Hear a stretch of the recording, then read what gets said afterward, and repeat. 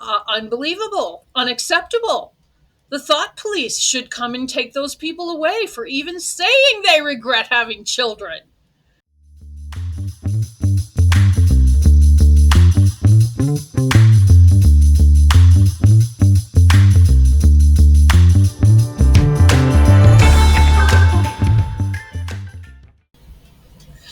Hey guys, I'm Devin Harrington, the average Gen Xer. Welcome back to the channel. I'm glad to be back with you. I took last week off and had a little vacation for myself. First vacation in 6 years. It was very much needed, and I am psyched to be back with you. So today, though this is not a political channel, this is a channel that covers child-free issues, and we're having an election in the U.S., in case you didn't notice. And one person who is on the global stage currently is the Republican Vice Presidential nominee, JD Vance, who has a lot of opinions about women who choose to remain child-free. So there's a number of articles all over the place regarding all the comments he's made. And I just wanted to go over a couple of them. Some of them are really interesting. People have a lot to say about Mr. Vance's comments. So let's just jump right into it. First article is from the HuffPost. It is a couple weeks old, came out July 30th of this year. And it is about some comments that he made, that JD Vance made back in 2021. Quote, "We have to go to war against the idea that women don't have to have kids." Okay, so Donald Trump's vice presidential pick, JD Vance, said in 2021 that, quote, "We have to go to war against the idea that women can decide not to have children," suggesting that someone who focuses on building their career instead of making babies will be a, quote, "sad, lonely, pathetic person." Okay, all of that is wrong. All of it. The very idea that someone in the 21st century in the United States is running to be a heartbeat away from being the leader of the free fucking world and is saying these kinds of things, that women should be forced to have children, that is women's purpose in life, that is so egregiously outrageous and unacceptable as to be laughable. This should be like a SNL skit. Unfortunately, this is real life right now. The article goes on. In an interview with the Federalist in May 2021, so this is a couple years ago, Vance was asked what he thinks conservatives can do to encourage Americans to have more kids. He suggested cultural messaging is key. First of all, why do we need more kids? Why do Americans need to have more kids? The only reason I can think of is so that there's more people to be wage slaves, to feed the machine. Because there is no law right now saying that you have to have children. So it's nobody's goddamn business, especially not the government, how many children someone chooses or doesn't choose to have. The fact that that's a question is absurd. Anyway, it goes on. He said, quote, "To be a little stark about this, I think we have to go to war against the anti-child ideology that exists in our country," said Vance, who is currently the Republican senator from Ohio. Well, Mr. Vance, haven't you figured out how expensive it is to have kids? Haven't you figured out how expensive it is to keep a roof over your own head, never mind adding children to it? I mean, there are endless reasons why people don't want children. Why does this guy care? Why does anyone care? There is no anti-child ideology. That's just some nonsense that lives in his head. It's nobody's business. who chooses to have kids or not. He goes on. Though he generally didn't specify the gender of the childless people he was criticizing, the context of his remarks made it seem he was primarily speaking to women, of course.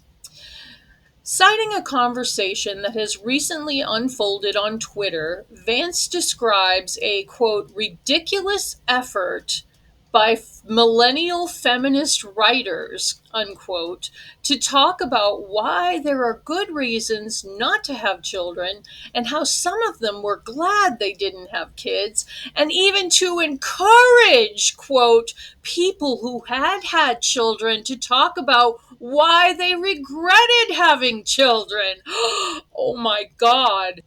People using their First Amendment right and expressing their free thoughts? Unbelievable, unacceptable. The thought police should come and take those people away for even saying they regret having children.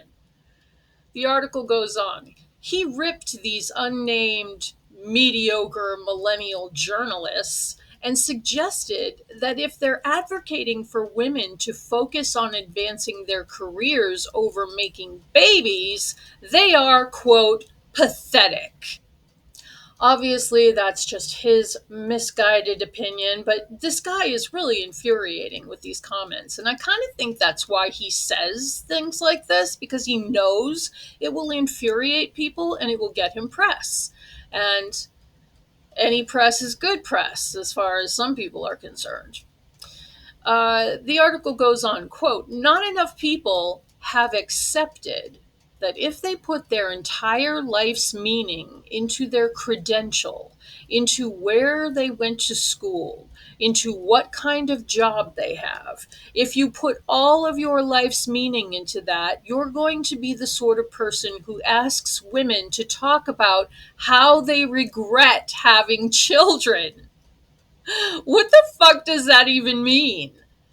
Not, I have to read it again. Not enough people have accepted. Not enough people. So some people have accepted this, in his opinion, but not enough people have accepted that if they put their entire life's meaning into their credential, into where they went to school, into what kind of job they have, so the person they are on paper, essentially.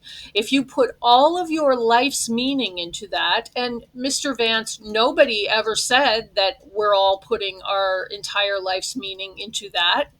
That's your opinion. You are going to be the sort of person who asks women to talk about how they regret having children, Vance said. He added, you're going to be a sad, lonely, pathetic person, and you're going to know it internally. Again, this is just one stupid guy's opinion. One thing that I always think of when I hear comments like this, you know, he's saying that all of the things that you can accomplish in life, you can go to school, you can work really hard, you can go to the best school in the world, you can be so educated and have a string of degrees, you can really work on your career, and you know, and all the things he's not mentioning. You can work on helping animals, you can save as many animals as you can, you can build houses for Habitat for Humanity like Jimmy Carter. You can do all kinds of volunteer work, or you can choose to, if you're independently wealthy, travel and see the world and meet different people from different cultures and all of the things that go into making a life. If you choose that instead of having kids, then, in his opinion, you are going to be sad, lonely, and pathetic. Sad because you didn't have kids, lonely because you didn't have kids, and pathetic because you were, not brave enough to have kids? I don't know what he's saying there, but I heard something recently that, and I can't remember who said it, but basically, Everything that is alive is trying to reproduce. Like cockroaches breed, mice breed, every animal breeds. It's just a natural biological function. Humans are the only species that have critical thinking, that can look at the world around them and decide to not have kids for whatever reason they choose. And somehow those people are the bad guys, the ones who are not adding to the population burden of the planet, the ones who are not the annoying people on the airplane with the screaming kids. We're the problem. He just comes out of nowhere with these opinions, and he has no proof, and he has uh no examples to give. He doesn't even say, oh, my neighbor lady that I grew up with, she never had kids, and I always heard her saying how she wished she had children so she had someone to talk to. It's just so asinine. The whole mindset is just so ridiculous. This article goes on. The GOP vice presidential nominee went on to say that people who have had children, quote, have actually built something more meaningful with their lives, unquote. And that is why, quote, we have to go to war against that ideology and the people behind it, unquote. So you breed, and that makes your life more meaningful? Having kids? I mean, it would seem to be the most natural thing in the world. If that's what you want, all you do is have sex, bing, bang, boom, and there's a baby. So there's not much to it. There's really very little effort in it unless you have fertility issues. And he is not talking about people who desperately want children but can't have them for whatever reason. He is specifically going after, and I say going after like I'm his victim or something, which is not true, but he is talking about and mocking people who made the conscious choice not to have kids. But to actually think that people without children don't have meaning in their lives is so laughable. We have all the meaning that people who have children have, except we don't have to deal with the fucking kids. We have all the meaning and all the love and all the nurturing that comes along with having, as people call them, pets, which, people who are dog mamas and cat mamas and whatever kind of animal is your thing, they're not pets. They're our kids. What's the difference? Just because you're not raising a human doesn't make you less of a nurturer, of a parent, of a. Anyway, this article goes on. Vance brought up his sister, Lindsay, who he said she sometimes wonders out loud if she should have waited to have children. Lewis, who is 5 years older than Vance, got married and began having kids while Vance was still living with his grandparents. So she was fairly young. And now she's a mother of three. Aww. Sometimes, he says, she'll say things to me like, oh, maybe I should have delayed having kids. Maybe I should have went to school, Vance said, quote, and it's like, Lindsay, you've been a great mom. Your children are happy. They're healthy. People like my sister should not feel like the cultural messaging is your life is inadequate, he added. The people who are sending that message should feel that their life is inadequate. And of course, they do. They're just too ashamed about it to talk about it. No, no, honey. No, no, you poor, sad little man.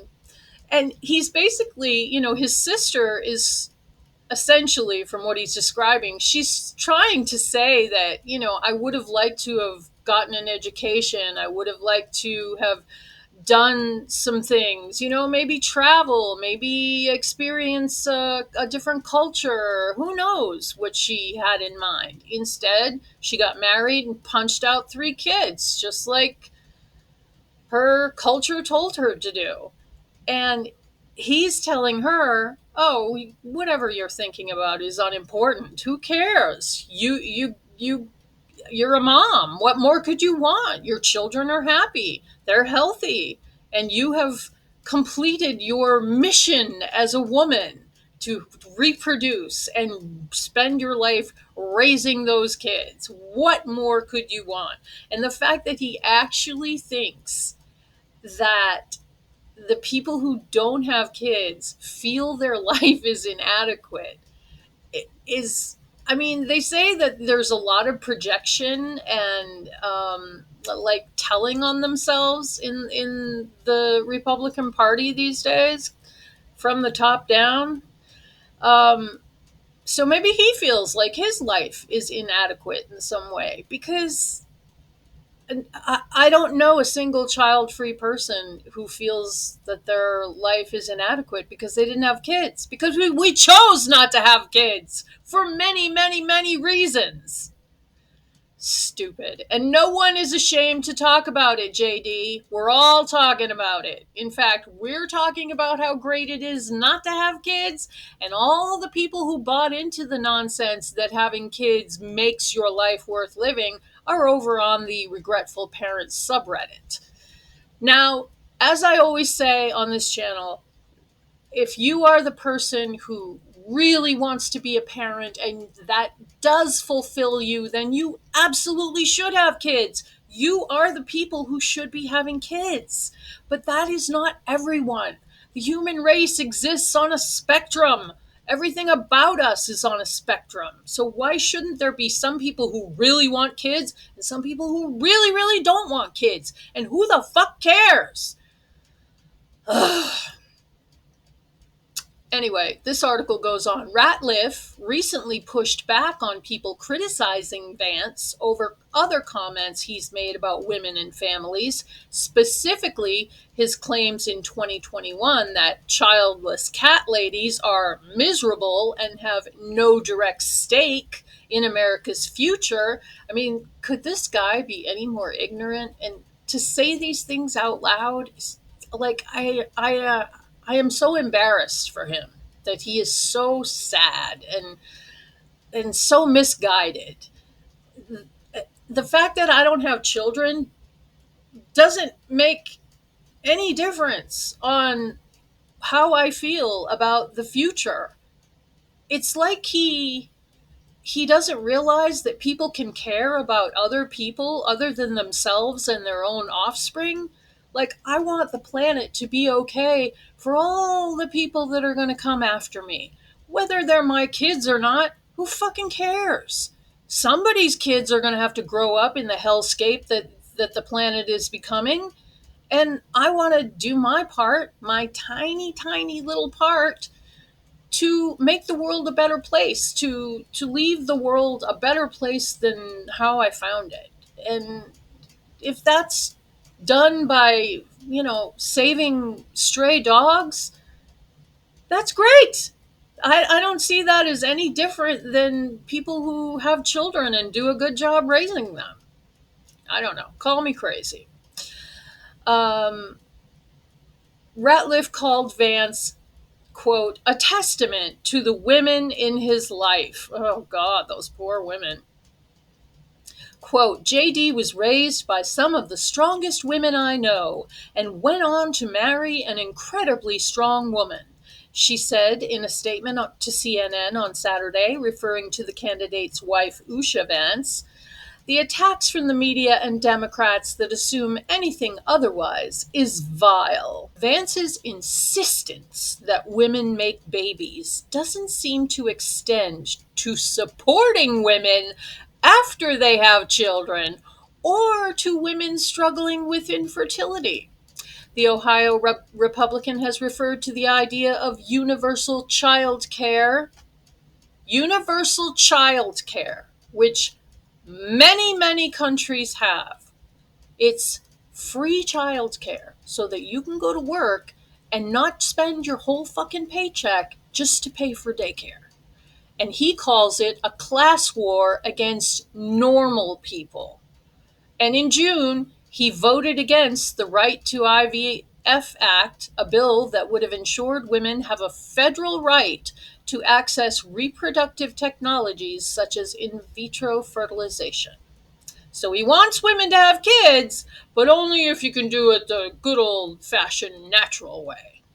Vance's previous attacks on child-free women have resurfaced in part because he's now the GOP Vice Presidential nominee, but also because he lumped Vice President Kamala Harris in as one of those childless cat ladies, which is so stupid because Harris is married to a man who had two children from a previous marriage, and she is stepmom to those kids. They call her Mamala. A Trump campaign spokesperson did not immediately respond to requests for a comment. Of course. Okay, this last other article is by Bess Levin in Vanity Fair, and it is from August 15th, 2024, so just a couple of days ago. And it's called JD Vance Agrees the Postmenopausal Female Exists to Raise Grandchildren. God, this fucking guy. The article says, by now you've likely heard J.D. Vance's thoughts on Americans who do not have children, a segment of the population he has termed childless cat ladies, who he says don't have a stake in the future of the country and are more likely to be mentally unstable sociopaths. Well, Mr. Vance, it may be true that I am a mentally unstable sociopath, but not having kids has nothing to do with it.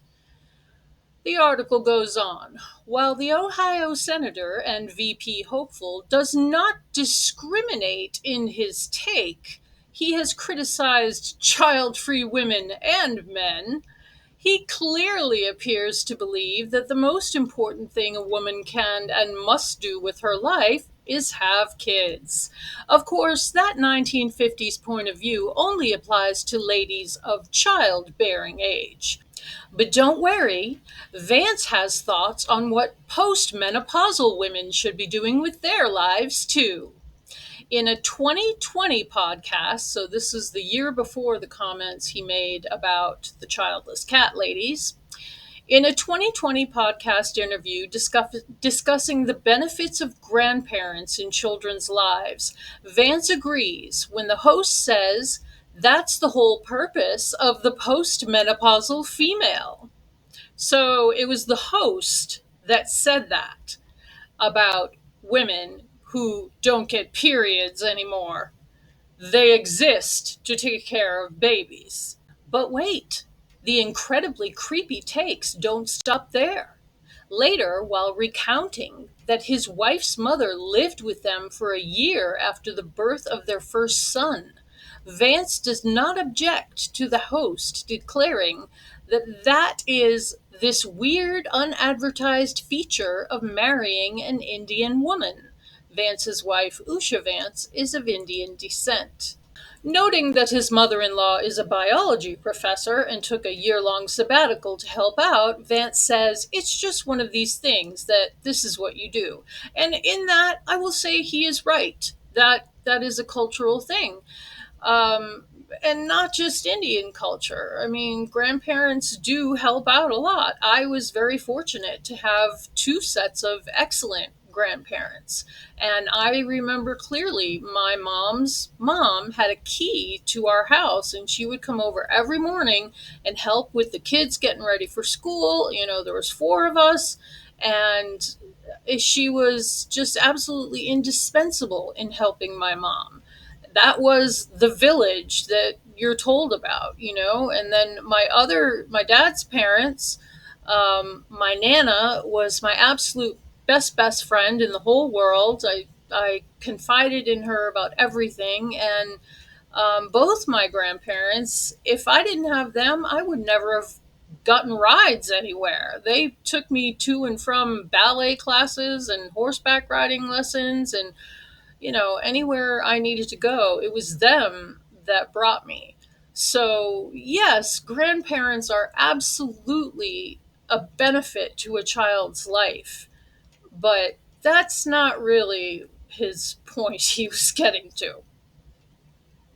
The article goes on. Is it great that Vance's children get to spend quality time with their grandparents? Of course. Is being an active part of a grandchild's life incredibly rewarding for many people? Sure is.